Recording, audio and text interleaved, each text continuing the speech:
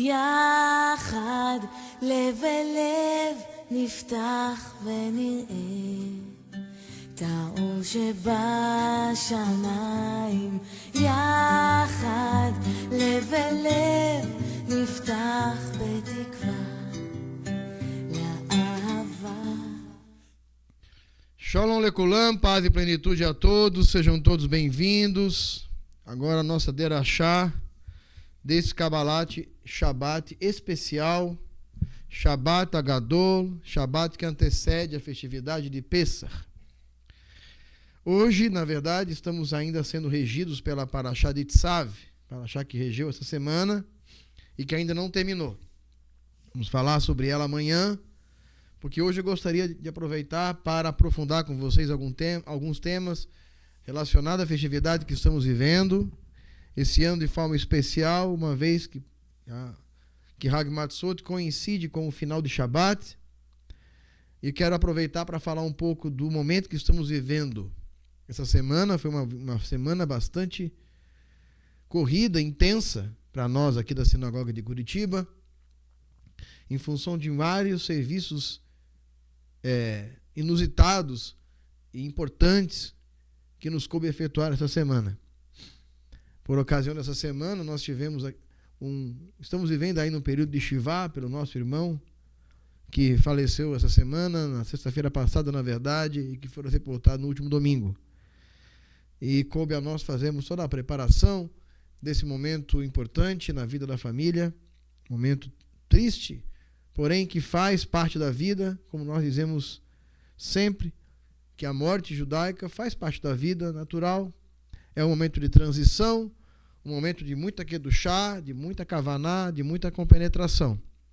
Além disso, essa semana tivemos 2 britot milá, 2 circuncisões, e ainda tivemos 3 sheritot, 3 abates que fizemos de carneiros que serão utilizados, entre outras coisas, para a celebração do Pessach desse ano.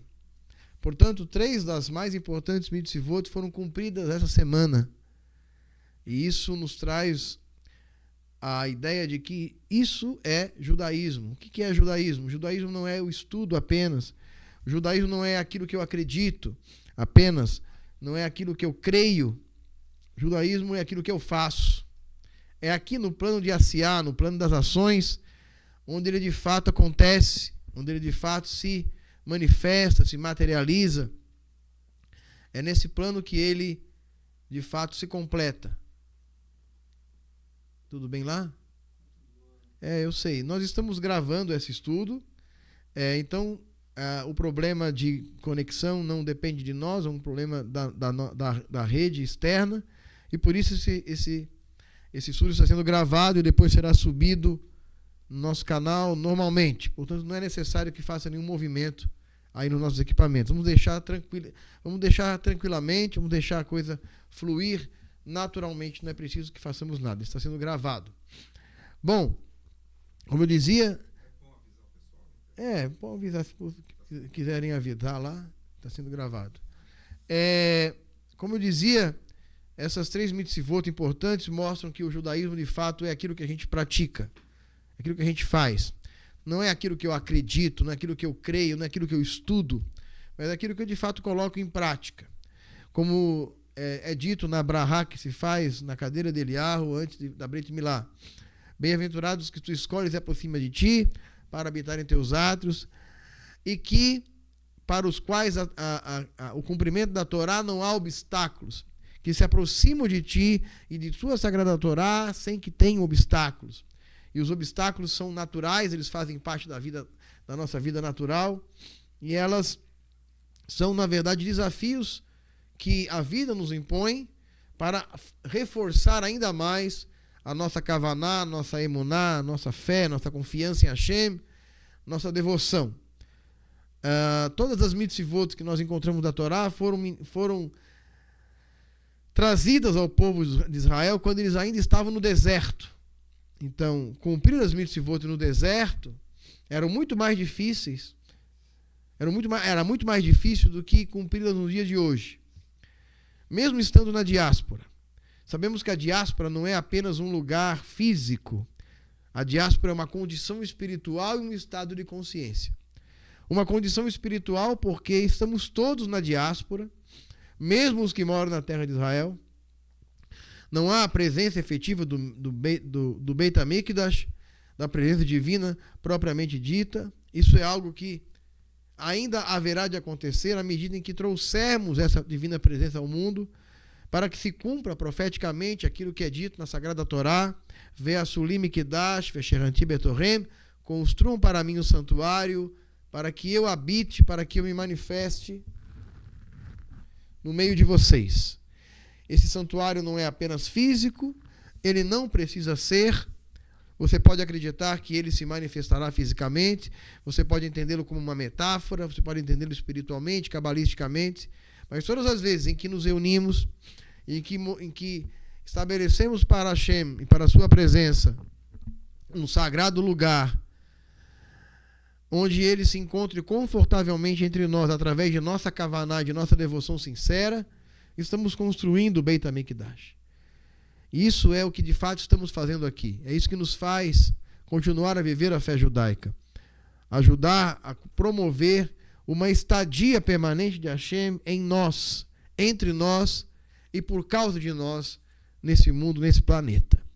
A presença de Deus se encontra no mundo porque, na verdade, Ele é o lugar, Ele é o Hamakom, Ele é o lugar sagrado onde todas as coisas residem, onde tudo está. Mas aqui nesse mundo de Asiá, sua presença se encontra oculta para os nossos olhos naturais, mas evidente para os nossos olhos espirituais. Mas, de alguma maneira, o mundo físico e sua representação, sua manifestação em Malchut, aqui no plano de Asiá, também é uma manifestação evidente de Hashem. Porque sua verdadeira manifestação no plano espiritual, os meus olhos físicos não podem contemplar. Mas os meus olhos físicos podem contemplar aquilo que é físico, aquilo que é aparente, aquilo que é manifestado, aquilo que chamamos de aparente realidade. Portanto, eu posso dizer também que, desse ponto de vista, essa é a manifestação evidente de Deus. Ela é a demonstração evidente de sua existência. O mundo físico, por si só, é a manifestação evidente de Deus, e ele está em todos os níveis dessa manifestação, desde sua camada mais sólida, mais densa, até sua camada mais sutil, energética, vibracional, que forma esse mundo físico. Portanto, Deus também está evidente, se você quiser assim compreender, quiser assim enxergar. Pêssar nos conduz para essa percepção, para a percepção que nos tira da escravidão de um mundo físico baseado nas ações e nos eleva para os mundos mais sutis, baseado no resultado das ações, ou baseado no adensamento daquilo que está acima de nós, daquilo que está para além. Essa percepção é uma subida. Estamos fazendo uma aliá, estamos fazendo uma subida do Egito, que nos fez subir da terra do Egito. Todas as vezes em que a Torá fala do Egito, lá no Gênesis, ela fala: Avraham Avinu desceu ao Egito. O Egito, que estava se falando, o vale do Egito, no delta do Nilo, onde eles habitaram, tanto no Alto Egito quanto no Baixo Egito, geograficamente eles desciam para lá e espiritualmente desciam para lá também.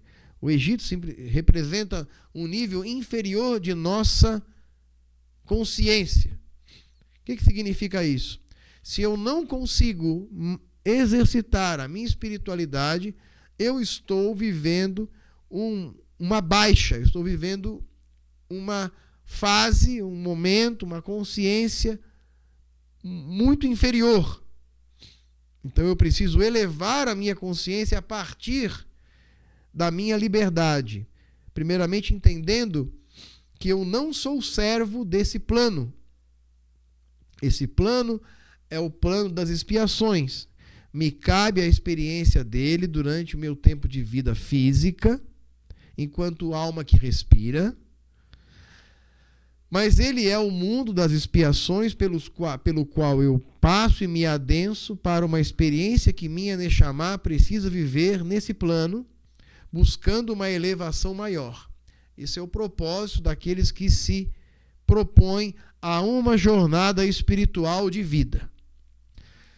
Não é tão simples entender isso enquanto minha consciência não se elevar.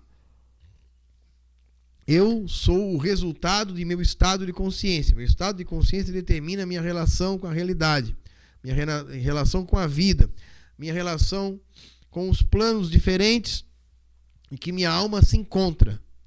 Se eu tenho uma alma e essa alma se divide em diferentes hemisférios, cada hemisfério dessa minha alma, que eu posso chamar de cada uma das almas também, de uma outra maneira de dizer, minha alma Nefesh, minha alma Rua, minha alma Neshama, minha alma Hayá e minha alma Yeridá, se relacionam com diferentes frequências, diferentes camadas da existência. Mas quando eu falo camadas, eu quero que vocês entendam um princípio cabalístico que eu vou trazer para vocês agora.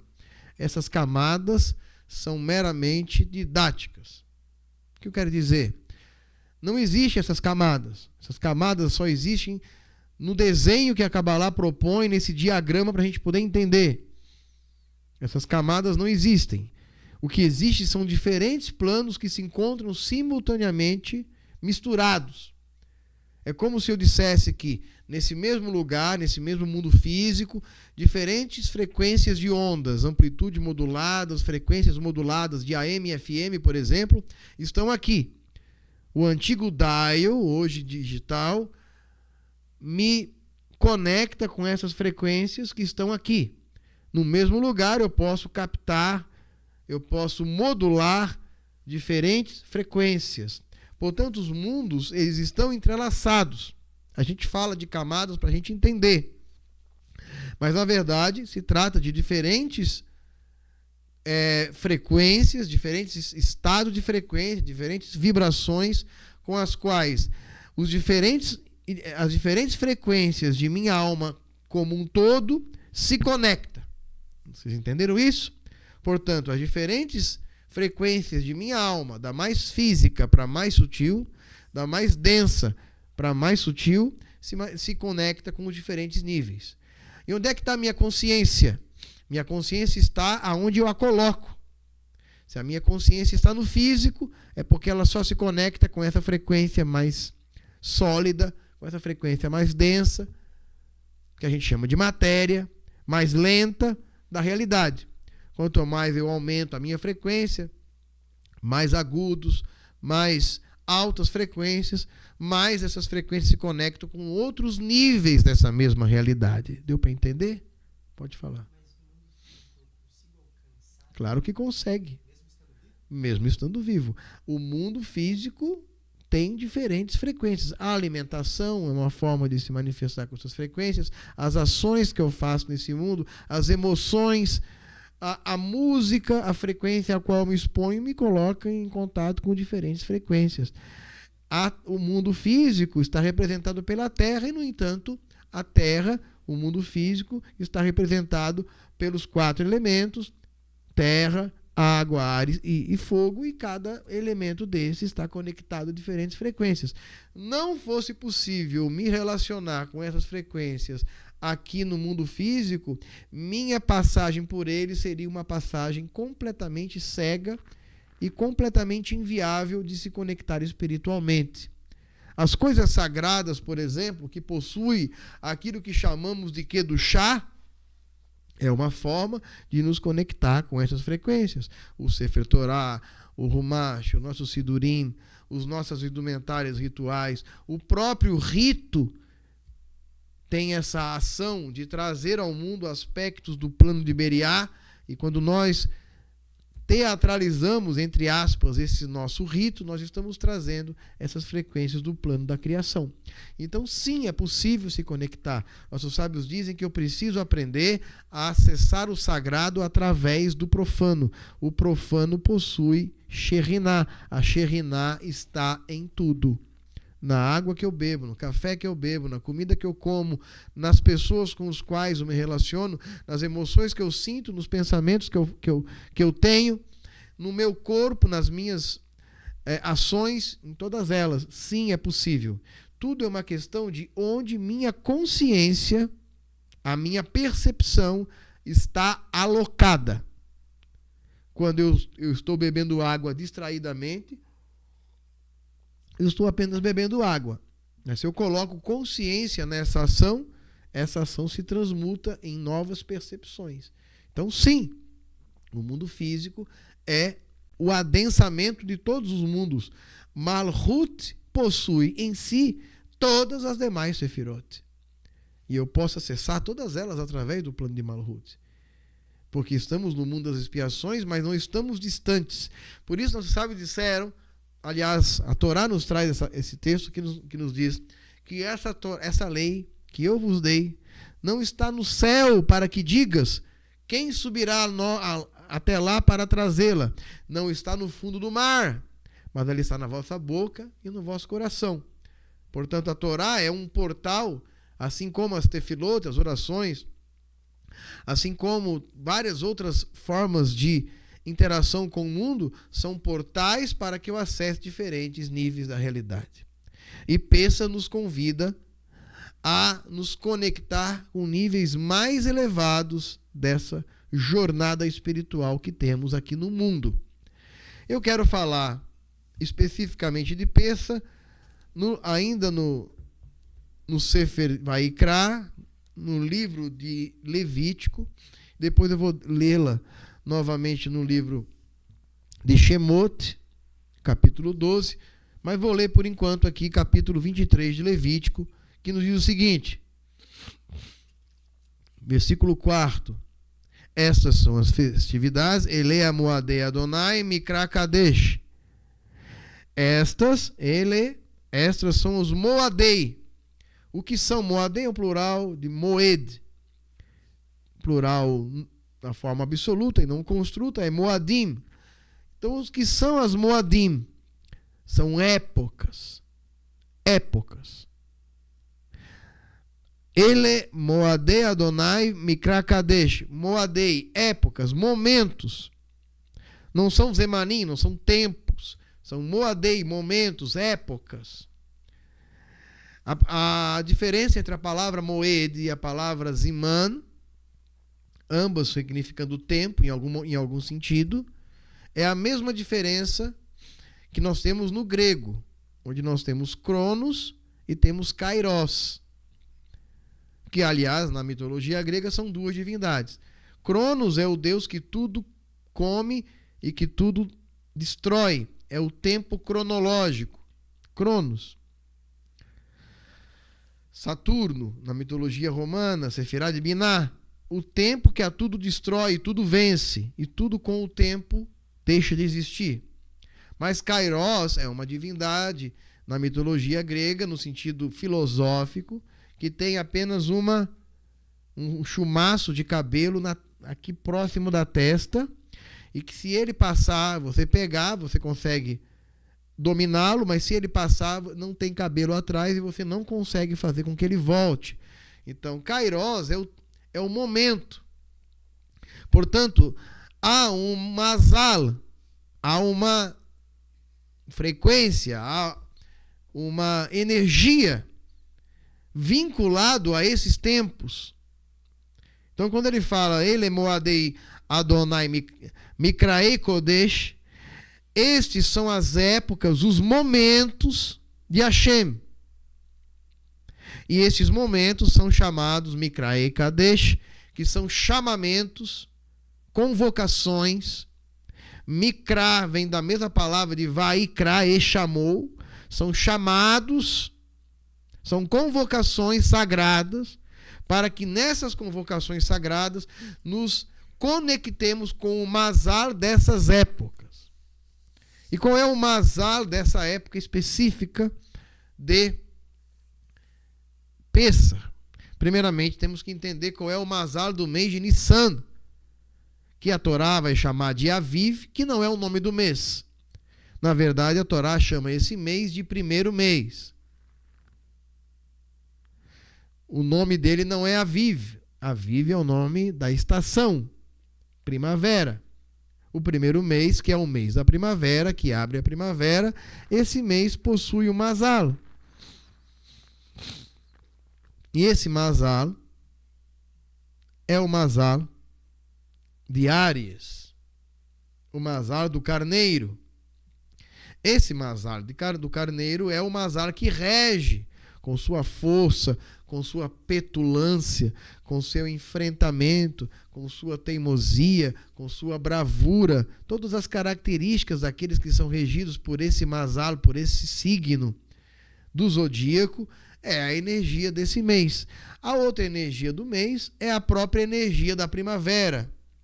É uma festa equinocial. Nós já explicamos o que vem a ser os equinócios. É o momento em que a inclinação imaginária da Terra está reta em relação à luz solar. Eu digo que é imaginário porque, na verdade, a inclinação da Terra não muda, ela não faz esse movimento aqui. Ela faz assim. Então, chega aqui, aqui e aqui. Então, ela vai mudando o ângulo de inclinação em relação aos nossos polos e em relação à linha do Equador. Então, nessa época, nos equinócios, os nossos polos estão supostamente em linha reta em relação à luz solar, fazendo com que o dia tenha 12 horas igualmente. O dia e a noite igualmente 12 horas. Isso acontece nos equinócios, sempre nas primaveras e outonos do hemisfério sul e do hemisfério norte. Essas duas fases equinociais que acontecem na primavera do hemisfério norte, outono do hemisfério sul ou vice-versa, coincidem com dois signos também. Então, se nós pegássemos a elíptica ou a eclíptica e o equador espacial, é no momento em que essas duas linhas imaginárias se cruzam. Então, quando a linha imaginária de Áries está cruzando aqui, ao mesmo tempo do lado de lá, essa linha imaginária está cruzando no Mazal de Libra. Então, esses dois signos, o signo de Áries e o signo de Libra, que são, na verdade, signos sazonais, que acontecem durante as estações de primavera e de outono, representam duas épocas de celebração do povo judeu, que está em conexão com outras celebrações não judaicas e que são praticadas e celebradas em diferentes tradições, em diferentes culturas e diferentes civilizações ao redor do mundo. Estamos falando dos equinócios, e os equinócios estão ligados a um outro tipo de Mazal, que é o Mazal da colheita, da abundância. No caso do mês de Nissan, regido pelo signo de Áries, estamos vivendo o período da colheita dos grãos, do trigo, da cevada, que eram os grãos típicos da terra de Israel, que fazem parte dos 5 grãos que não comemos nessa época do ano durante 7 dias, que é o trigo, a cevada, o centeio, a aveia e a espelta. Na antiguidade, não era possível saber exatamente como é que as estações começavam. Então, havia diversas maneiras de se contar o início das estações. Uma delas era pela constelação, que foi posteriormente vulgarizada, posteriormente conhecida por todos, mas que era conhecida apenas pelos mais estudiosos, os conhecedores dos tempos e das leis das estrelas. Para as pessoas mais comuns, você tinha a observação lunar. As luas possuíam nomes, como, por exemplo, na roda de cura xamânica dos povos ancestrais, dos povos originários do hemisfério norte, que dão nomes para cada uma das luas, das 12 luas do ano, chamando de lua das chuvas, lua dos ventos, lua da queda das folhas, do renascimento das frutas e assim por diante. E a observação da lua dava orientação para o início das estações. Mas as pessoas mais simples também podiam observar o início das estações pela própria natureza, pelo plantio. E durante muito tempo, o início da primavera coincidia com o embranquecimento do linho. Quando o linho, que é uma planta, embranquecia, sabia-se que era chegado a primavera. E a própria cevada também era observada, o amadurecimento da cevada, o amadurecimento do trigo, dava a ideia de que as estações estavam mudando. É por isso que a Torá vai trazer orientações mais precisas de como contar as estações através dos Moadim, através das épocas, das observações da natureza, da observação do Sol, da observação da Lua, da observação das constelações, para que saibamos onde estamos. E quando a gente conecta a observação da natureza aqui, na nossa crosta terrestre, na Terra, quando a gente conecta a observação do Sol, porque o Sol também possui um movimento. Se você filmar o Sol durante um ano, você vai ver que ele faz um movimento em forma de infinito no horizonte. Então o Sol também viaja, na visão de quem observa, também faz uma viagem ao longo do ano. Então essa viagem do Sol também é observada, né? E ele chega no meio aqui, quando ele passa no meio, são os equinócios. Quando ele passa nas pontas, são os solstícios, e assim por diante. Solstícios e equinócios, fazendo um movimento infinito. Solstícios e equinócios, fazendo esse movimento. O Sol também se movimenta, que a gente não observa. Nós estamos desconectados dessa observação. A Lua também possui movimentos. E as constelações também nos mostram as épocas do ano. Então, tudo isso que a Torá está me mostrando é para me fixar o olhar e me voltar a essa conexão com a natureza que eu vejo aqui no chão e que eu vejo no espaço. E se tudo isso está ligado, então tudo isso também possui uma mazala, uma influência. Você pode acreditar de duas maneiras.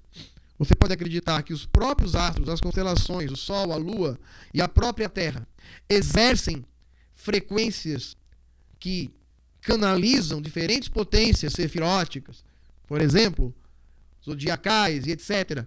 Para mim, que estou aqui conectado com esse solo, recebendo as influências desse planeta, que também é um planeta, a gente só não, a gente está nele, não percebe, que ele também exerce uma influência sobre seus moradores. Ou você pode acreditar que esses astros apenas representam um relógio e que esse relógio nos diz quais são as frequências e quais são os momentos que estamos vivendo para que nos orientemos por ele. Todas as duas formas são formas possíveis de acreditar. Eu acredito nas duas coisas. Eu acredito sim que existem diferentes energias que regem épocas dentro desse espaço-tempo, dentro do qual eu também estou, e acredito sim que os planetas são antenas que captam, que modulam diferentes frequências, que exercem sim influência sobre nós. E influência não significa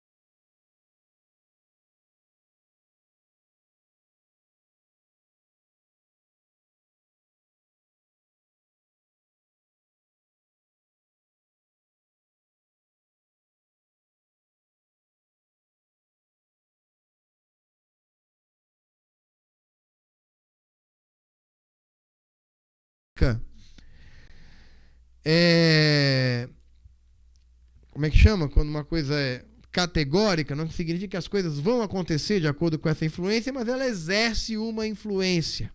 Tá? Não são determinantes, mas influenciam. E se eu consigo canalizar, se eu consigo observar qual é o momento que eu estou vivendo, então eu consigo também viajar nessas frequências, nesses momentos. Então, por que para cada festa existe um chamado? Porque estamos sendo chamados para nos conectar a diferentes frequências. O mesmo que acontece em Pessa, no início do mês de Nissan, a metade dele, na verdade, na lua cheia de Nissan. E aí a lua cheia nos traz uma outra influência, a influência de abundância, a grande mãe, né? Esse aspecto maternal que a lua cheia representa. Um momento em que ela exerce também muita influência sobre a própria gravidade, a gravidade entre a Lua e a Terra faz com que as marés subam, que os animais se comportem de maneira diferente, que as plantas cresçam de maneira diferente e assim por diante. O exercer dessas frequências, dessas influências, também me mostra o momento que eu estou vivendo. 2 luas cheias são celebradas.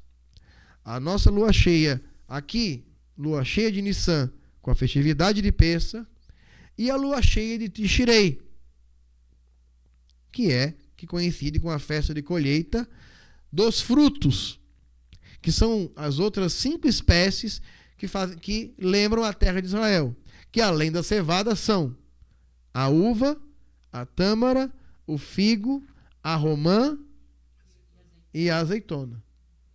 Juntos, os 5 frutos que se celebram em Sukkot e os 2 cereais que se celebram em Pessah, estamos fazendo 2 festas de colheita. Vocês já devem ter ouvido, já devem ter lido na Torá, para que serve o shofar. E para que serve o shofar? De acordo com a Torá, quando que a gente deve tocar o shofar? De acordo com a Torá, não de acordo com a tradição rabínica. O texto que ele fala lá, lembra do texto? Nas vossas luas novas, nos vossos Shabbatot. Aqui a gente toca shofar no Shabat. Na tradição rabínica tradicional nem se toca, porque eles entendem que os Shabbatot eles são os Shabbatot festivos, os Yamim Tovim. Mas nos vossos Shabbatot, nas vossas luas novas, e pouca gente lembra, e nas vossas luas cheias. Mas toda lua cheia, não, porque ele está mencionando as 2 luas cheias que a gente celebra, que é Pessa e Sukkot. Em outras traduções fala nas vossas luas cheias. Então nós celebramos 2 luas cheias por ano. As outras luas cheias não fazem parte do nosso calendário. Exerce influência, as influências daquele mazar, daquele signo, quando passa pelas 3 luas cheias desse signo, tem influências muito específicas nos 3 decanatos. Mas 2 luas cheias específicas que pertencem ao primeiro decanato de cada um desses signos, tá? No segundo o segundo decanato, né? O segundo decanato desses signos. E cada signo tem uma lua cheia, aliás, não é 3 luas cheias, que 3 luas cheias são as estações. As estações têm 3 luas cheias, os signos têm uma lua cheia. A lua cheia de cada signo tem uma influência específica.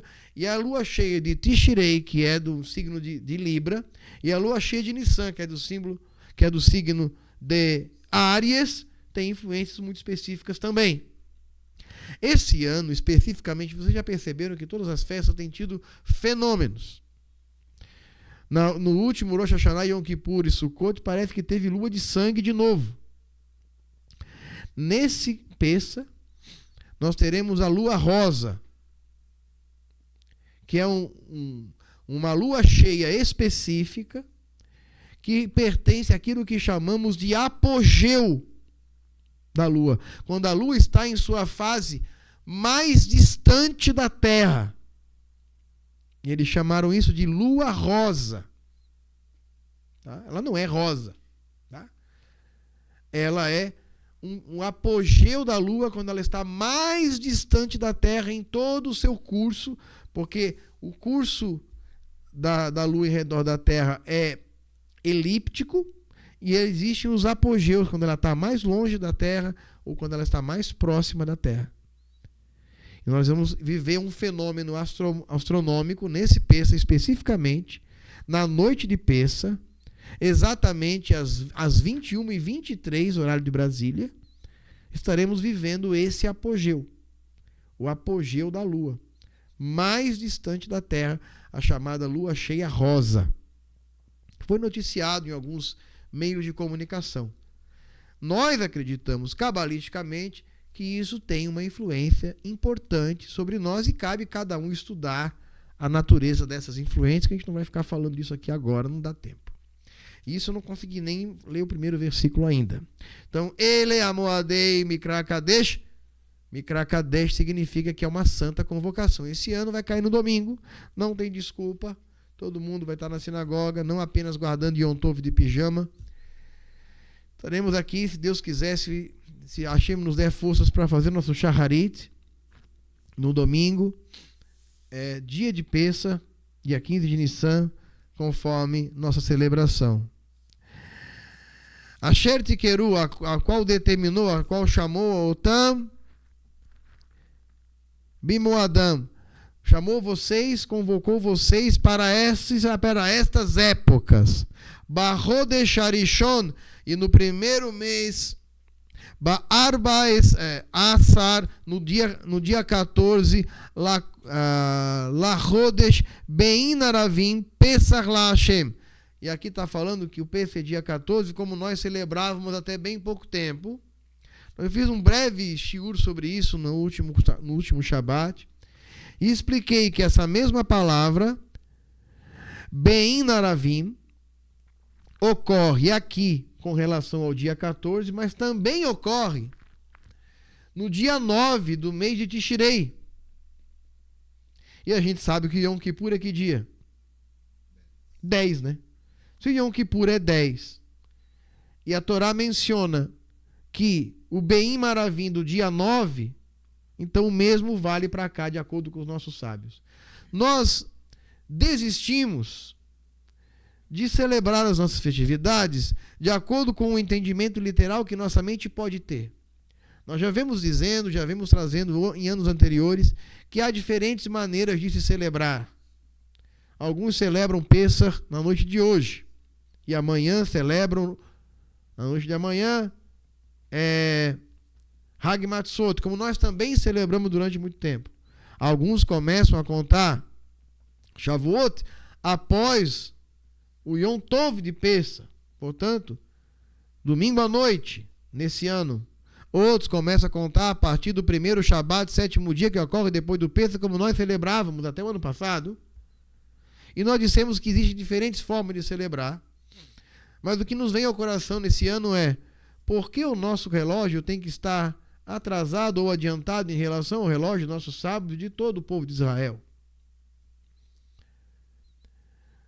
Como alguns que praticam certos rituais magísticos sabem o que significa a magia do caos. E a magia do caos vai dizer que todas as coisas já estão em Atzilut. E se todas as coisas estão em Atzilut, eu posso canalizá-la da maneira que eu quiser. E se eu tocar 12 badaladas aqui, que horas são? 12 horas. Não é? Então não adianta a gente ficar discutindo se vai ser dia 14, se vai ser dia 15. Nossos sábios celebram todos dia 15. E a gente vai atrasar ou adiantar o nosso relógio? Para quê? Mas existem comunidades que também fazem assim. Sim, as comunidades caraítas, que tem uma sinagoga em Jerusalém e uma sinagoga nos Estados Unidos, e um monte de outras sinagogas que nem ligação com essas duas têm. Ou celebrar de acordo com os Tzadukim, com os saduceus, que não existem mais. E a gente tem que admitir o seguinte: que dia o Pessa era celebrado no Templo de Jerusalém? Que dia Shavuot era celebrado no Templo de Jerusalém? E esse foi o que me fez decidir sobre isso. No Templo de Jerusalém, o Pessa era celebrado dia 15. E o Meim Aravim não era no início do 14, sim no início do 15. No entardecer, na verdade, a partir do horário da Minhá, em seguida do dia 14. Mas alguns pensavam diferente. Sim, só que a maioria era de Perushim. E os fariseus eram maioria. E a maioria votou que tinha que ser nesse dia, e todo mundo celebrava, mesmo que os saduceus ficassem assim de braços cruzados, falavam: eu não concordo com isso, mas celebrava naquele dia. E o mesmo funcionava para Shavuot. Mordido. Mas tá bom. É desse jeito, a maioria. E todos os dois tinham bons argumentos. E a maioria venceu. Quem que sobreviveu? Os Perushim, os discípulos de Esdras, que celebram o Pessa dia 15 e que celebram o Shavuot no dia 6 de Sivan. E tá tudo bem. Mas mas eu vou recuperar, vou fazer memória ao Tzadukim. Saduquim parece muito pouco com a gente. Saduquim nem na mortalidade da alma acreditava, nem na ressurreição, nem em anjos. Mas só nisso eu vou ser o diferentão, para quê? Ah, está errada a forma como celebrava? Não, não está, é uma interpretação possível. Há no que se apoiar, como diria um amigo meu. Mas não é porque há no que se apoiar que eu tenho que ser o diferentão. Então por quê? Se tem tanta energia envolvida, o povo de Israel inteiro celebrando, a energia da egrégora, todo mundo ligado nessa mesma energia, e eu vou estar lá pegando ônibus atrasado? Ou adiantado? Vou estar no vagão da frente, peguei o outro vagão, e a festa está acontecendo no vagão de trás, e eu estou lá sozinho. Não, porque eu tenho que ser nesse vagão. Eu vou ficar aqui. Eles vão vir para cá. Eles vão vir para cá. Não vão, né? É você que está perdendo o rolê. Não é isso? Não é? Então, é uma questão, sabe o que, gente? É uma questão de humildade. Não importa o que eu creio. O que importa é o que o povo judeu está fazendo. O povo judeu inteiro celebra o Shabat no 7º dia semanal, em uma contagem ininterrupta a não sei quantas eras. Alguns insistem em celebrar a lua nova, em celebrar que o Shabat é contado a partir do Rosh Chodesh. 29 dias e meio não dá 28, então vai ficar complicado. Mas eu vou celebrar assim porque isso aqui é o correto. Não, mas o povo judeu celebra diferente. Não, o povo judeu está errado. Aí ficou difícil. Tá bom. Mas a Torá é clara. E guardarão os filhos de Israel o Shabat por suas gerações de uma aliança perpétua de mim, filhos de Israel, um sinal ele para sempre, que 6 dias fez o terra no céu e da terra, e no 7º dia cessou e descansou. Então, quer dizer, quem são os guardiões das festas? O povo judeu, o guardião das festas. Aliás, é o calendário do povo judeu. Não é o calendário do seu Zé, do seu João, do seu Antônio. Não é o calendário dele. É o calendário do povo judeu, entendeu? Não é o teu calendário, não é o meu calendário. É o calendário do povo de Israel, dos rabinos. Que estão há 3.500 anos discutindo. Aí chego eu agora aqui, não, eu sou diferente, eu sou o sábio. Aí ficou difícil, entendeu? Então, assim, a gente vai, a Techuvá faz isso com a gente, e no fim a gente entende que tem coisas que são mais importantes do que ficar discutindo data. Então, por mais que a minha mente, às vezes, realmente, a minha mente olha para lá e vê, às vezes, diferente, mas para quê, né? Então, para que eu vou fazer isso? Para que eu vou fazer isso? Então, eu considero que isso é um amadurecimento, entendeu? A gente começa a amadurecer quando a gente deixa de ser teimoso.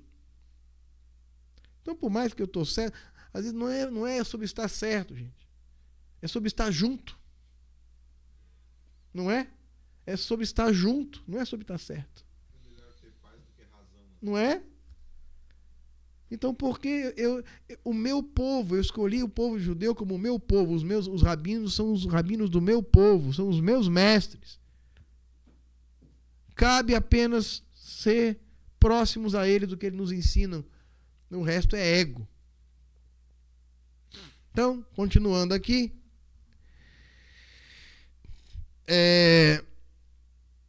E no dia... Versículo 5, né? Na tarde do 14º dia do primeiro mês, depois da 6ª hora, aqui na minha tradução, depois da 6ª hora, vocês devem sacrificar a oferenda de peça a Deus. Então, no dia 15 do mês, é uma festa Hag Matzot, quando vocês comem a matzah por 7 dias. Então, dessa interpretação, Hag Matzot e Hag Peça é a mesma festa. Diferente do que fazíamos antes, onde dizíamos que o dia 14 é Peça e dia 15 a dia 21 é Hag Matzot. Isso faz com que Hag Matzot e Peça sejam 2 nomes para a mesma festividade. Ao primeiro dia será a celebração sagrada para vós. Aqui fala, versículo 7º, Bayom Arishon Mikra Kadesh Adonai Lachem. Não, Adonai não. Desculpa. Bayom Arishon Mikra Kadesh Yerie, palavrinha que sempre confunde com Adonai, né? Yod Re, né? Yerie Lachem. Então ele fala, no primeiro dia será celebração para vós. Ele está falando do primeiro dia. E a gente sabe que a celebração do Pessa é o Mikra Kadesh, que é o dia 15. Então não está falando dia 14, está falando dia 15. Então esse é um outro texto que os nossos sábios fariseus utilizaram para definir essa data. Independente de outras interpretações adjacentes que também houveram naquela época e ainda há. Quando vocês não poderão fazer nenhum trabalho manual. Aqui, trabalho manual, não gostei dessa tradução. A tradução aqui é melahot. Trabalho corriqueiro. Trabalho comum. Diferente da avodá, como Davi diferenciou numa última derachá que ele fez, onde avodá é aquilo que eu pratico para Hashem. Ele fez essa correlação. Foi interessante. Enquanto melahá tem a ver com aquilo que eu faço para mim. Então, tudo aquilo que é proibido em Shabat é proibido em Yom Tov, com exceção de fazer comida. É permitido cozinhar no Yom Tov quando ele não coincide em Shabat. A tradição rabínica estabeleceu o eruv, que é o acendimento de uma vela piloto, para que com essa vela eu transfira para cozinhar. Mas isso não está exatamente na Torá e não é praticado por todos, mas pelas linhas ortodoxas. Ou seja, de uma certa maneira, o acendimento de fogo não está proibido explicitamente em Yom Tov, diferente de Shabat, onde ele está, sim, proibido objetivamente, literalmente, explicitamente.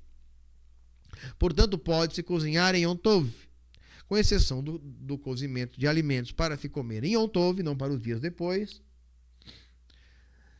Todos os demais atos também estão proibidos, porque é um dia de descanso solene, um Shabat, portanto. Eu não li uma parte aqui, desculpa. Então, no dia 15 do mês, é uma festa de Hag Matzot, quando vocês devem comer, acho que eu li sim, só não comentei, devem comer matzá por 7 dias. Bom, e aí tem uma questão. A partir de que momento é obrigatório se comer matzá?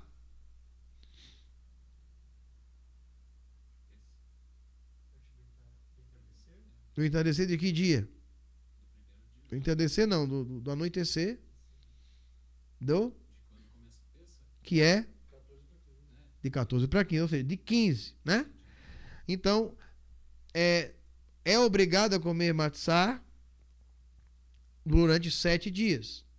E quando a gente é obrigado a comer alguma coisa, eu falo obrigado, não gosto dessa palavra, mas é ordenado, faz parte de uma mitzvah, cumprir a mitzvah. Toda vez que a gente vai cumprir uma mitzvah dessa importância, uma mitzvah ritual, uma mitzvah instrumental, uma mitzvah do nosso calendário, uma mitzvah que cumprimos publicamente, diferente das muitas mitzvot que a gente cumpre todos os dias. Mas quando a gente cumpre uma mitzvah desse tipo, nós fazemos uma brahá. E essas brahot, que são brahot que se faz antes de cumprimento de mitzvah desse tipo, sejam elas mitzvahs de Oraitá, extraídas diretamente da Torá, ou mitzvahs de Rabanan, que são mitzvahs dadas pelos nossos sábios, nós fazemos aquilo que nós chamamos de bênçãos preceituais. O que são bênçãos preceituais? São as bênçãos que faço antes de cumprimento de mitzvot de Oraitá ou de Rabanan. Como é que eu identifico essas bênçãos? Essas bênçãos sempre são acrescentadas de um trecho que é Baruch atah Adonai Eloheinu melech haolam, que é comum para todas as bênçãos, e que continua Asher Kedishanu bemitzvotav vetzivanu. Quando uma bênção tem essas palavrinhas a mais, sabemos que se trata de uma bênção preceitual. Me dê um exemplo de uma bênção preceitual. Vela de Shabbat, Mitzvah de Rabanan. Uma colocação está ali. Lehitatef betzitzit. Ou al mitzvat tzitzit. Netilat yadayim. Colocação do tefilim. A fixação de uma mezuzá. Mikve. Separação da halá. E toque do shofar. Bênçãos preceituais. Então, durante esse período é mitzvah comer matzá.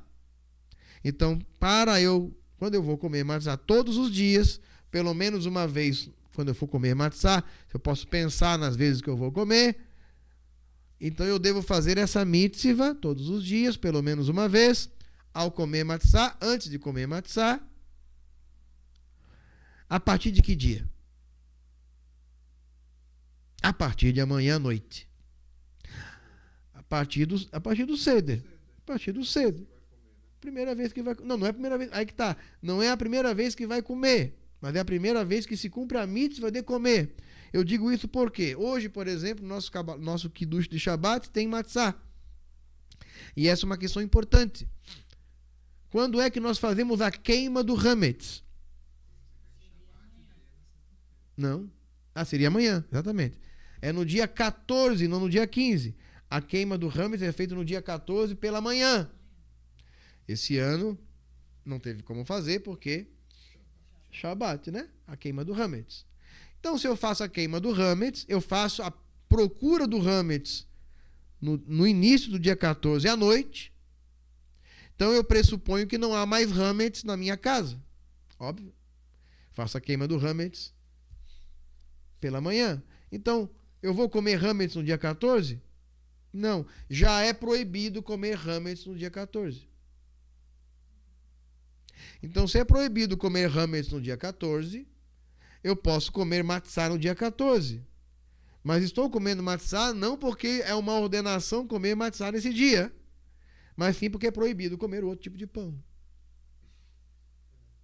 Então, nesse caso, eu não estou cumprindo a mitzvah ordenativa de comer matzá, mas a mitzvah proibitiva de não comer hametz. Então, nesse caso, não incide bênção.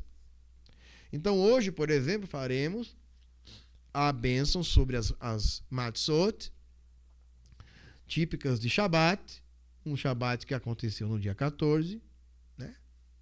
Porque já estamos vivendo esse dia. Farei a Motzileh Minaretz, normalmente, né? Com perdão da dita em vão, mas aqui no contexto do estudo. Mas não farei a bênção que nos ordenastes comer matzá, porque essa bênção aí sim se fará apenas amanhã a partir do Seder, que é quando se come matzá obrigatoriamente. Deu para entender? Deu para entender, não? Ficou claro? Então isso já responde. Algumas pessoas me perguntaram hoje como é que fica o Kiddush. O Kiddush hoje tem halá? Não, o Kiddush hoje não tem halá. O Kiddush hoje tem matzá. E se faz a bênção Hamotz normalmente, mas não se faz a bênção para comer a halá, a matzá, porque essa bênção é a partir de amanhã, durante o Seder. Tá bom?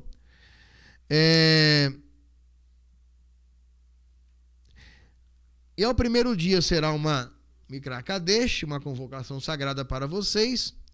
Quando vocês não poderão fazer trabalho, já expliquei. Vocês trarão sacrifícios adicionais, aqui no caso, na época do Beit HaMikdash, oferendas de fogo a Deus por 7 dias. Tá? E ao 7º dia, será uma celebração sagrada novamente, Mikra Kadesh, uma convocação sagrada, quando vocês também não poderão fazer qualquer trabalho servil, qualquer melahá. As melahot, que estão proibidas com Shabbat, com exceção do fogo. Bom, quando o Pêssar cai, por exemplo, numa segunda-feira, o 7º dia vai acontecer em que dia da semana? No domingo. Muito importante não confundir, que é diferente do Sukkot. Que, no caso do Sukkot, o último dia ocorre no 8º. No caso de Pêssar, o último dia ocorre no 7º. Então, se Pêssar caísse numa segunda, o 7º dia seria domingo. Tá certo? Esse ano, o Pêssar caiu no domingo. Primeiro dia da semana, tá fácil. Qual é o 7º dia? Shabbat. Então, o Shivi Pêssar será sábado que vem. Tá bom? Então, sábado que vem ainda será Shivi Pêssar. Então, é uma santa convocação dupla. Ele é considerado o Shabbat Rola Moed? Não, Não tem, né? não. Nesse ano não vai ter Shabat e Rola Moed. Porque não tem o Shabbat Não no tem. meio. Não tem o Shabat no meio. Tá? Então não vai ter Shabat e Rola Moed. Então nossa Havdalah amanhã é diferente. É, que faz a separação do dia sagrado para o outro. Hamavdil, É. Lekodesh, Lekodesh. Que faz a separação do dia, Lekodesh. de um dia sagrado para o outro. Então amanhã a nossa Havdalah será diferente. Temos que só ver a questão direitinho se tem fogo. Tem o fogo. Não tem Bessamim. Bessamim. Não tem Faz Bessamim. a brachá do vinho, depois Isso. faz a brachá do Sobre o fogo Yom Tov, do Yom Tov. aí faz a brachá das Nerot, só que não apaga. Ah, não apaga. É. Ah, E aí faz a separação do santo pro santo. isso. Legal. Não, a Havdalah e acendimento. Você não apaga a vela da Havdalah. Aí você usa a vela da Havdalah para acender as velas de Yom Tov. É, mas você dá a brachá do Yom Tov na vela da Havdalah. Ah, entendi. Ok, legal. Bom, Havdalah diferente amanhã. Não percam. Não perdoe. Havdalah diferente. Isso só acontece uma vez a cada... É, tantos anos, né? Então amanhã, Havdalah diferente. Esse ano não teremos Shabat e Rola Moed. Teremos Rola Moed. O que é Rola Moed? Moed, você já sabe que é festa. Rol é dia comum. Tá? Kodesh Lechol, do sagrado para o comum. Tá? Que não é profano. Preste atenção aqui, vocês não vão entender. Então, o que é Rola Moed? Rola Moed é o nome que damos para os dias intermediários. Dias comuns intermediários entre o primeiro dia de Yom Tov, o primeiro Yom Tov e o último Yom Tov de uma festa, que no caso, Pessa ou Sukkot. Então, domingo será Yom Tov, aí segunda-feira será primeiro dia de Rola Moed, terça-feira segundo dia de Rola Moed, quarta-feira terceiro dia de Rola Moed. Já me perdi. Quinta-feira, né? Quinta-feira, quarto dia de Rola Moed. Sexta-feira, quinto dia de Rola Moed. Sexta-feira. E aí Shabat já é Shivi e Pessa. Não, aí não é. Não tem Shabat e Rola Moed esse ano. Não tem. É só Rola Moed. Não vai ter Shabat e Rola Moed. O que é um Shabat e Rola Moed? Quando... Hã? Não vai ter Shabat e Rola Moed. É isso que estamos dizendo. Então, por exemplo, quando você está contando os dias de Rola Moed, tá? E acontece do quarto dia de Rola Moed, coincidindo no Shabat. Aí tem aquelas mudanças, né? Da Parashá. A Parashá que você vai ler é a Parashá do quarto dia de Rola Moed? Não. Você vai ler Shabat, Rola Moed. É para esse Shabat Rola Moed, que ele é especial. Então, durante Rola Moed acontece um Shabat, aquele Shabat é especial. Isso acontece, por exemplo, na sinagoga e na leitura de Torá. Esse ano não teremos leitura de Shabat Rola Moed de Pessa. Teremos apenas leitura de Shivi e Pessa. Isso faz com que a Parashá da semana que vem não seja uma Parashá regular. Será uma Parashá especial, não a Parashá da semana, mas a Parashá específica para o sétimo dia de Pessa, Shivi e Pessa. Deu para entender? Isso. Dia 19, o próximo Shabat. Tá? Então, Parashá especial. Parashá, qual que é o nome da Parashá? Parashá Shivi e Pessa. Tá? Sétimo dia de Pessa. Deu para entender, gente? Deu, né? Bom, então quando o Pessa cai num dia da semana, no caso esse ano caiu em domingo, o sétimo dia é o dia antes daquele, ou seja, sábado, antes do domingo. Tá bom? Ah, uma pergunta importante. Segunda-feira que vem, domingo que vem, é feriado? Não é. Tá? E nem segunda, como me perguntaram hoje. Por que não é? Porque na tradição Massorti nós não celebramos o chamado Yom Tov Hasheni. O que é o Yom Tov Hasheni? É aquele segundo dia de Yom Tov, tá? Segundo dia de Yom Tov. E aí você não vai achar 5 rola moed no Sidur. Só tem 4. Por quê? Porque na diáspora você tem o Yom Tov Hasheni. E na tradição desse Sidur você não tem 5 rola moed. Então significa que se você quiser estudar o trecho da Torá da semana, por exemplo, na segunda-feira, é Yom Tov Hasheni, dessa segunda-feira. Mas na tradição Massorti, a gente não celebra o segundo dia, ou seja, celebramos só o dia que está dito na Torá. Isso aí não é o Rav Yehuda que está falando, é toda a tradição Massorti.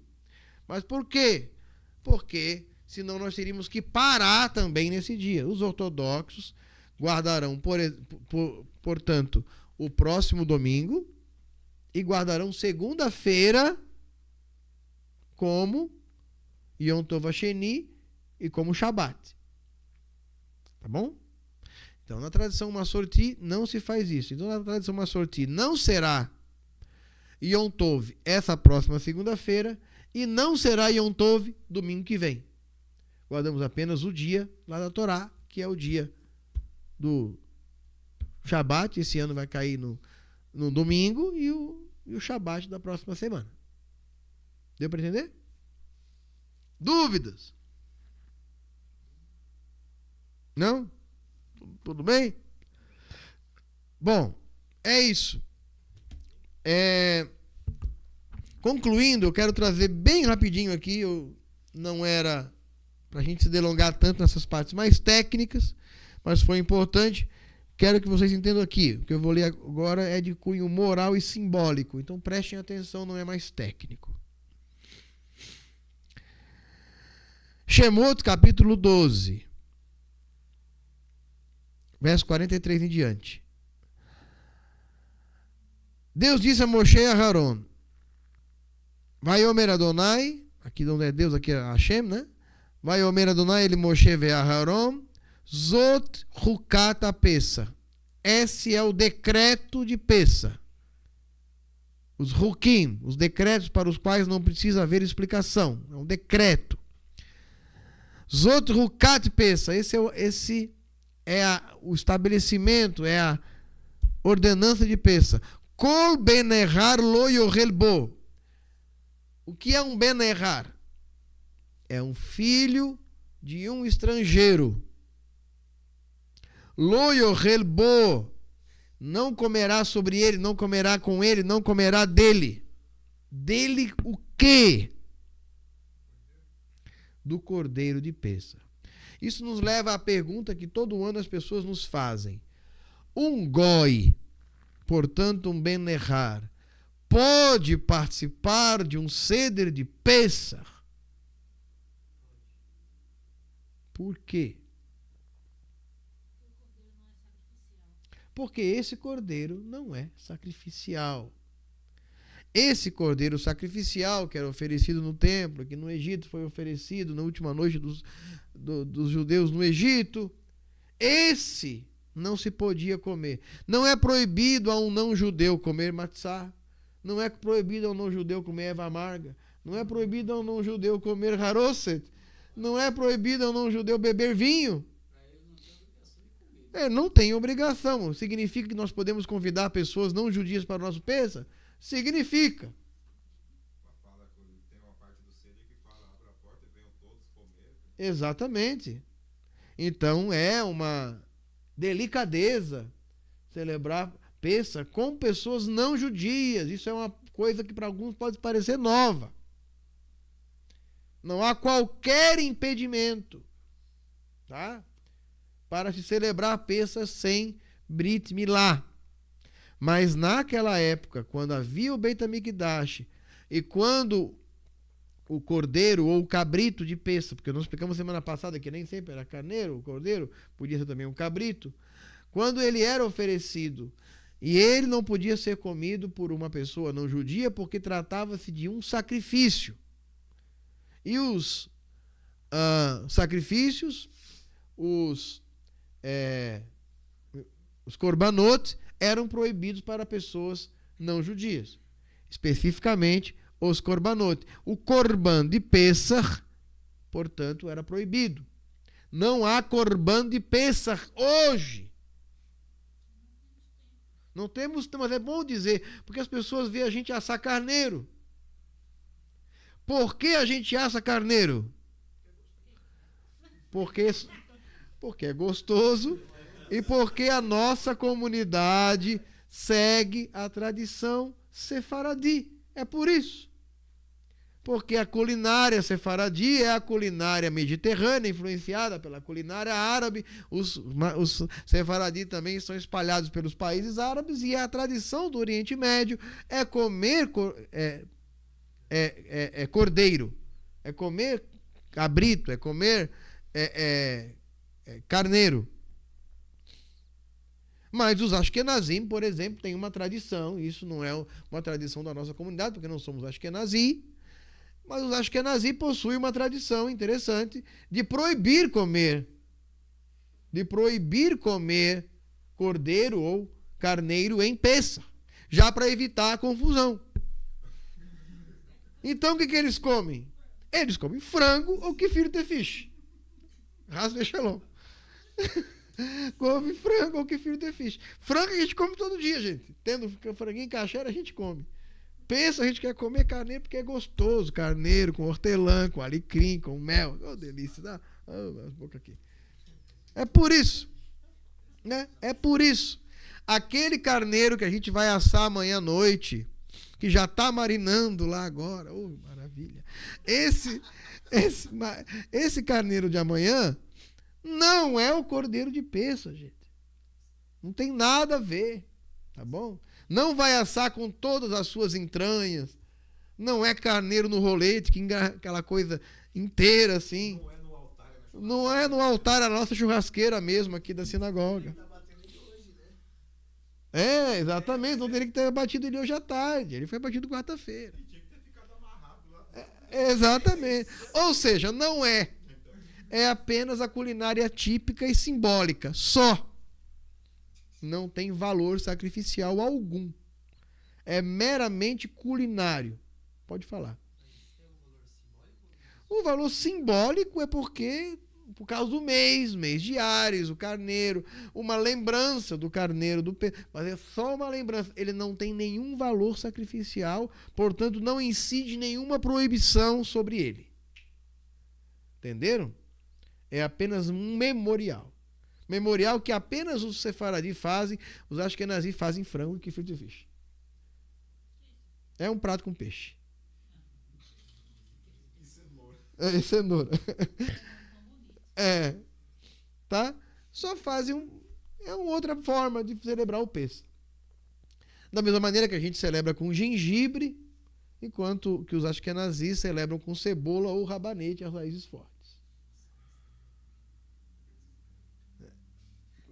Cebola ou rabanete. A cebola também é uma raiz, também é forte. Então come um pedaço de cebola.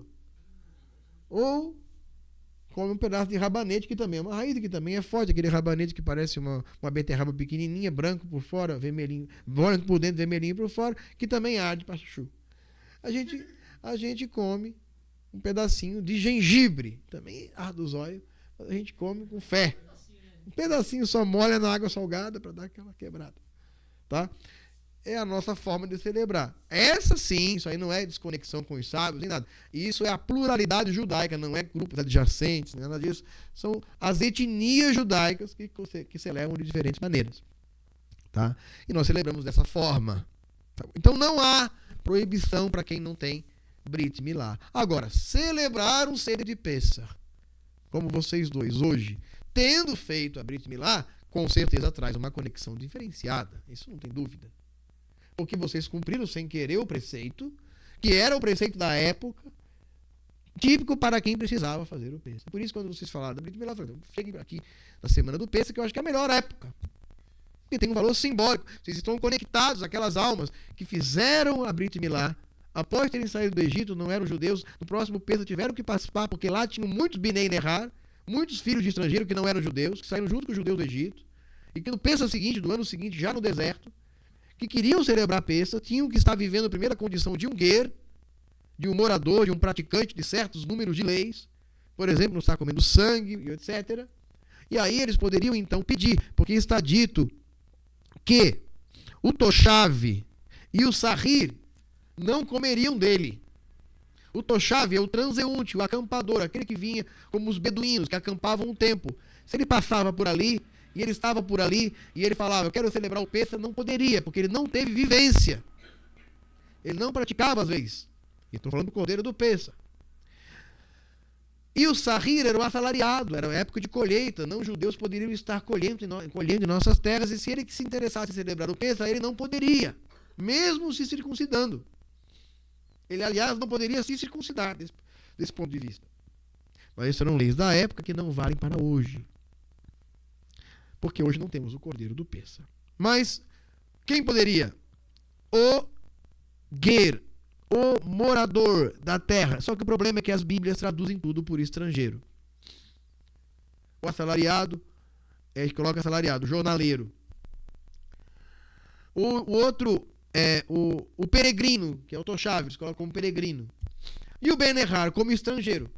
Aí fica assim em português. O estrangeiro não comerá dele. O peregrino e o assalariado, o jornaleiro, não comerá dele. Mas o estrangeiro que quiser comer dele se circuncidará. Você pensa que está falando do estrangeiro primeiro, mas não é. Exato, então. O estrangeiro que está falando lá atrás, o Ben-Ehar, é o estrangeiro de verdade. Ele não tem vivência nenhuma. Então, da condição de Ben-Ehar para a condição de Ger existe uma vivência. Então, são palavras distintas do texto bíblico. Só que tudo isso não vale para os dias de hoje, porque não tem cordeiro de Pêssar nos dias de hoje, mas estou dando apenas a explicação. Mas isso vale para o quê? Vale para as leis da conversão. Então, da mesma maneira que eu não posso dar a qualquer pessoa que bata a cabeça e fala, eu quero que me circuncide, eu posso até fazer o procedimento, mas eu não posso fazer brahá para o procedimento. Aquele procedimento não tem valor religioso. Para que eu possa dar uma brahá e fazer o procedimento da Brit Milá com valor religioso, essa pessoa primeiro tem que ser considerada um ger, ou seja, uma pessoa que já vivencia entre nós ou acompanhado por nós em sua cidade um processo de conversão natural, de adesão às mitzvot proibitivas e operativas. Essa pessoa, comprovadamente assim, poderá ser considerada alguém, um ger, a partir da Brit Milá, um convertido. Por isso que em alguns casos os rabinos fazem a circuncisão não com efeito de Brit Milá, sem brahá. Outros fazem Brit Milá com brahá, mas não dão giur. E outros fazem Brit Milá com brahá e ainda entregam um documento de giur, considerando que essa pessoa espiritualmente agora é um de nós. Tem casos em que fala, tá bom, vai se converter, então procura um urologista, a prostatectomia. A Dambrit para validar. É um método utilizado por alguns. Nem todo mundo, quero explicar que nem todo mundo concorda com isso. Nem todo mundo. Não são todas as autoridades que consideram isso válido, mas muitos fazem assim também. Principalmente em lugares onde não há um moelo. Na verdade, segundo a Halahá, é indicado que seja feito pelas mãos de um moelo, porque isso traz kedushá. É um praticante de Torá. Tá bom? Gente, não vai dar para falar o que eu queria falar sobre o umbral da porta. Vamos deixar para amanhã ou para o Shacharit de Pêssar no domingo pela manhã. Por enquanto, eu agradeço a todos por terem estado conosco. Esse vídeo foi gravado. Caso tenha tido problema na transmissão, nós vamos subir esse vídeo assim que possível. Por enquanto, que o Eterno abençoe a todos. Shalom lekulam.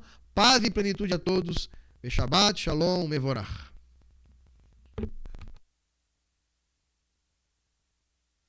יחד לב אל לב נפתח ונראה טעו שבשמיים. יחד לב אל לב נפתח בתקווה לאהבה.